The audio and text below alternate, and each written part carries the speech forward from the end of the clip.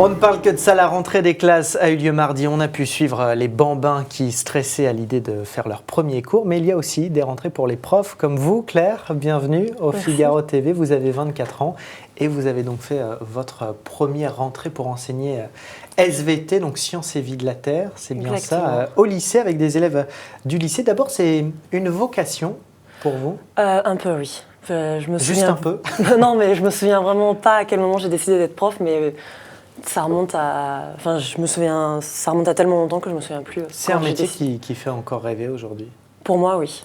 Moi, enfin, je sais que quand j'étais au lycée, quand je voyais mes profs, je me disais plus tard je serai leur collègue et je serai prof et je ferai ça, ça je le ferai pas, mais ça je le ferai. Et maintenant, vous dites plus de gros mots à vos élèves? Non, je dis plus de gros mots à mes élèves.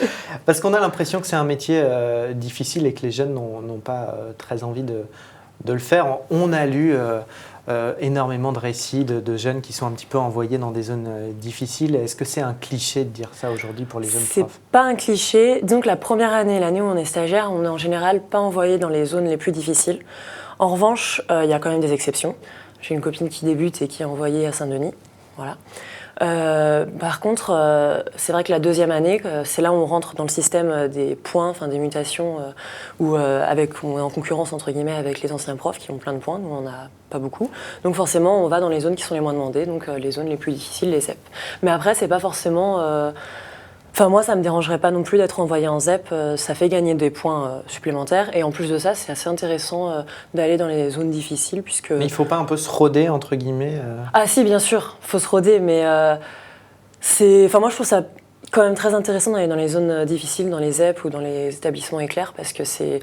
Bah, y a de la vie, il y a un peu un challenge de récupérer des élèves qui sont plus forcément intéressés par le système scolaire. Il y a plus de challenge, je trouve, que d'avoir des élèves qui ont... De toute façon, on sait Alors Claire, il y a plein d'idées reçues sur les profs. On a pu lire, par exemple, ces dernières semaines, qu'en fait, maintenant, les profs n'étaient plus formés et qu'on les envoyait comme ça face aux élèves sans réellement de préparation. Est-ce que c'est votre cas? C'est un peu mon cas. Donc, j'ai fait quelques petits stages en master 1 et master 2. Mais c'était... Mais comment on fait alors? Parce que ça ne s'improvise pas de se retrouver face à des ados Bah non, ça ne s'improvise pas. C'est pour ça déjà que ce soit un choix, parce que si on n'est pas, si on le veut pas, on ne va pas y arriver. Et ben on a quelques cours quand même à l'IUFM qui nous donnent des clés sur la pédagogie ou des clés sur comment tenir une classe. Après, moi, mes petits stages ont quand même été bénéfiques. On se découvre un peu aussi parce que... Qu'est-ce qui est le plus dur dans le premier contact avec les élèves? Alors, le premier contact avec les élèves, je l'aurai vendredi, mais je pense que le plus dur, c'est vraiment... Lors de vos stages, par exemple.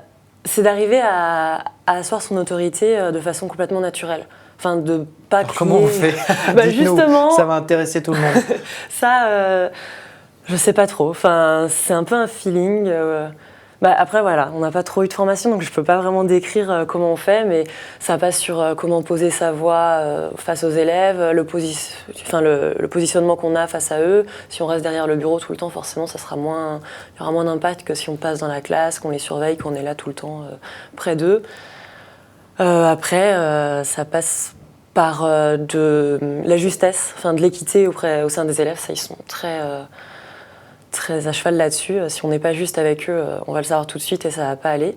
Et puis bien sûr, le truc principal, c'est surtout d'être bon dans sa matière. Si on est bon dans notre matière, après, ils vont nous respecter plus que si on n'est pas bon et qu'on fait des erreurs à chaque fois. Alors Claire, il y a les élèves, mais il y a aussi vos nouveaux collègues, oui. Les profs qui ont un petit peu plus d'expérience.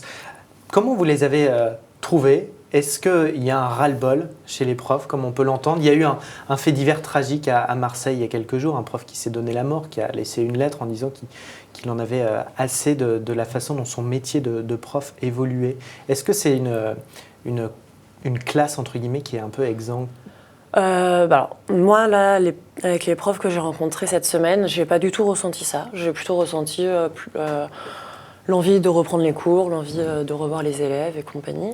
Après, c'est sûr qu'il y a forcément certains profs qui ont un ras-le-bol parce que c'est vrai que... Ça vous effraie pas, en fait? Non. tous ces témoignages et toutes ces histoires qu'on disons entend régulièrement. En choisissant d'être prof, je sais très bien que dans l'image qu'on a auprès du public, c'est tu fais ça pour les vacances, ça va être pour les grèves, etc. etc. Qu'est-ce qu'on vous dit autour de vous? Oui, tu es prof, tu fais ça pour les vacances. Bah non, mais ça va, les vacances, t'en auras plein. Bah oui, mais j'en aurais besoin aussi. Donc voilà. Après, il y a forcément quelques profs, mais c'est pas une majorité qui en a le ras-le-bol, quoi. Heureusement, parce que sinon. Dans l'actualité, on parle aussi beaucoup de l'allègement des programmes scolaires. C'est un marronnier, comme on dit dans notre métier. C'est un sujet qui revient tous les ans.